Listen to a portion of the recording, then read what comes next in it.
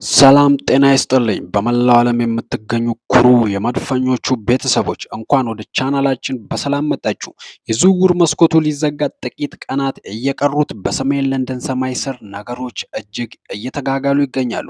ሚኬል አርቴታና አንድሮ ቤርታ ለቀጣይ ውድድር ዘመን ቡድኑን ይበልጥ ክፉና ገዳይ ለማድረግ በዝውውር ገበያው ላይ ትልቅ አውሎ ነፋስ እያስነሱ ነው። በዛሬው ዕለት በአርሰናል ዙሪያ የተሰሙ የደጋፊውን ልብ በፍርሃትና በደስታ ያናወጡ 5 ታላላቅ ሰበር ዜናዎችን ይዤላችሁ ቀርቤያለሁ። በዛሬው ልዩ ፕሮግራማችን አርሰናል ስለ ቱርካዊው ድንቅ ወጣት ኬናን ይልዲዝ የወሰደውን ያልተጠበቀና አስደናቂ ውሳኔ፣ ከ9 ቀናት በኋላ ስለሚደረገው የኮሚኒቲ ሺልድ ታላቅ ፍልሚያ፣ የታሚ ቶሚያሱ አስደንጋጭ ስንብትና ይፋዊ ዝውውር፣ የሰሜን ለንደኑን ተቀናቃኝ ቶተናምን ያናጋውን የክርስቲያን ሮሜሮን ወደ አርሰናል የመምጣት ፍላጎት እንዲሁም አርሰናል 2 ተጨማሪ አጥቂዎችን ሊያስፈርም ስለሚችልበት ሰበር መረጃ በሰፊው እንተነትናለን። እስከ ፕሮግራማችን ፍጻሜ ድረስ አብራችሁን ቆዩ። ለቻናላችን አዲስ የሆናችሁ ደግሞ ሰብስክራይብ በማድረግ የደወል ምልክቱን መጫን እንዳትረሱ።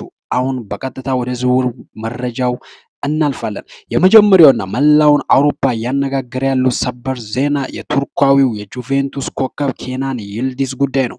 ታማኙ የስፖርት ጋዜጠኛ ማቲያስ ፓግ እንደዘገበው አርሰናል ይህንን ድንቅ ወጣት ለማስፈረም አዲስና አስገራሚ ጥረት ለማድረግ ተዘጋጅቷል። ከጥቂት ሳምንታት በፊት የቱሪኒው ክለብ ጁቬንቱስ ተጫዋቹ በፍጹም ለሽያጭ አይቀርብም የሚል ጠንካራ ምላሽ የሰጠ ቢሆንም አርሰናል ግን እጁን አልሰጠም። የሰሜን ለንደኑ ክለብ የጁቬንቱስን አቋም ለመፈተን ከፍተኛ የገንዘብ መጠን ያለው አዲስ የዝውውር ጥያቄ በቅርቡ ለማቅረብ በዝግጅት ላይ ይገኛል። ይህ ለአርሰናል ደጋፊዎች እጅግ አስደሳች ዜና ነው። ይልዲዝ በዩሮ 2024 እና በጁቬንቱስ ቤት ያሳየው አስደናቂ የኳስ ክህሎት፣ ፍጥነትና ፈጠራ ለአርሰናል የአጥቂ መስመር ፍጹም ጥራት የሚጨምር ነው።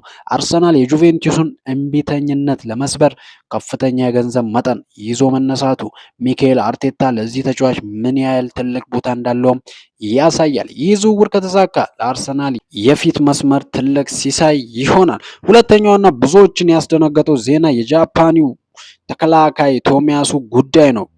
ክሪስታል ፓላስ ጃፓናዊውን ሁለገብ ተከላካይ ቶሚያሱን ማስፈረማቸውን በይፋ አውጇል። ቶሚያሱ በአርሰናል ቤት ባሳየው ጨዋነትና ታታሪነት በደጋፊዎች ዘንድ ተወዳጅ የነበረ ቢሆንም በተደጋጋሚ የሚያጋጥሙት ጉዳቶች ግን በኤምሬትስ ያለውን ቆይታ ፈታኝ አድርገውትም ነበር። የቶሚያሱ መልቀቅ ለደጋፊዎች ልብ የሚነካ ቢሆንም ከክለቡ ስልታዊ እቅድ አንጻር ግን ምክንያታዊ ውሳኔ ነው። አርሰናል በጉዳት ምክንያት በቋሚነት ሊጠቀምበት ያልቻለውን ተጫዋች በመሸጥ አዳዲስ ተከላካዮችን ለማምጣት የፋይናንስ ክፍተት ይፈጥርለታል። ለፓላስ ትልቅ ፈራሚ ሲሆን ለአርሰናል ግን በተከላካይ መስመር ላይ አዲስ ፊት የመፈለግ ግዴታም ጥሎበታል። ሌላኛው ዜና የአርሰናልና የክርስቲያን ሮሜሮ ጉዳይ ነው። በተከላካይ መስመር ፍለጋው ዙሪያ ስካይ ስፖርት ይዞት የወጣው መረጃ የለንደንን እግር ኳስ አግሎታል። እንደ ስካይ ስፖርት ዘገባ ከሆነ አርሰናል በእርግጥም የሰሜን ለንደን ተቀናቃኙ ቶተናም ተከላካዩ የሆነውን ክሪስቲያን ሮሜሮን በዚህ ክረምት የማስፈረም እድል እያጠና ነው። ሆኖም ግን ይህ ፍላጎት እስካሁን ወደ እውነተኛ ድርድር አልተቀየረም። ምክንያቱም ቶተናም የዓለም ዋንጫ ባለቤቱን ተከላካይ ለቀጥታ የፕሪሚየር ሊግ ተቀናቃኙ በተለይም ለአርሰናል የመሸጥ ፍላጎት ጨርሶ የለውም። አርሰናል የሮሜሮን አይነት ጠንካራና ተፈላሚ ተከላካይ መፈለጉ የአርቴታ የዋንጫን ጥማት ያሳያል። ነገር ግን ከቶተናም ተጫዋች በቀጥታ ወደ አርሰናል ማምጣት በለንደን ደርቢ ታሪክ እጅግ አስቸጋሪ ነገር ነው። ስፐርሶች ለአርሰናል ተጫዋች አይሸጡም። ስለዚህ ይህ ፍላጎት ወደ እውነተኛ ዝውውር የመቀየር እድሉ በኔ እምነት በኔ ግምት ጠባብ ቢሆንም አርሰናል ግን በትልልቅ ተጫዋቾች ላይ አይኑን መጣሉን ያሳየበትም ክስተት ነው። ሌላኛው ደግሞ 2 ተጨማሪ አጥቂዎች ወደ ኤሚሬትስ ሊመጡ ነው የሚለው ዜና ነው። ደጋፊዎችን ይበልጥ ተስፋ የሚያስቀጥል ሌላ ሰበር መረጃም ታማኙ ጋዜጠኛ ቤን ጃኮብ እንደዘገበው አርሰናል በዚህ የዝውውር መስኮት ማጠቃለያ ላይ 2 ተጨማሪ አጥቂ መስመር ተጫዋቾችን ሊያስፈርም የሚችልበት ሰፊ እድል አለ። ክለቡ ጥራቱንና የጥልቀት መጠኑን ለመጨመር የአጥቂ መስመሩ ሙሉ በሙሉ ለማደስ እየሰራ ይገኛል ማለቱ ነው።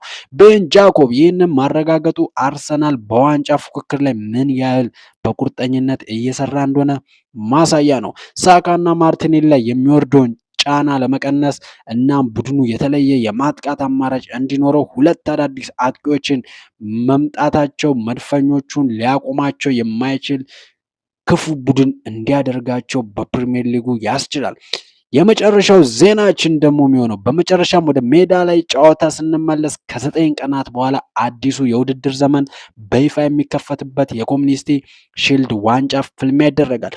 አርሰናል ታላቁን ተቀናቃኙ ማንቸስተር ሲቲን ይገጥማል። ይህ ጨዋታ ለአርቴታ ቡድን የጉልበት መለኪያና የመጀመሪያውን ዋንጫ ወደ ሰሜን ለንደን ይዞ ለመምጣት ትልቅ አጋጣሚ ነው። ጨዋታው ከዋንጫው በላይ የስነ ልቦና የበላይነት ለመያዝ ወሳኝ ነው። አርሰናል አዲሱን የውድድር ዘመን በድል ለመጀመር እናም ለሲቲ ከባድ መልእክት ለማስተላለፍ ይህን ጨዋታ ማሸነፍ ይኖርበታል። ፍልሚያው እውነተኛ ጦርነት እንደሚሆንም ጥርጥር የለውም።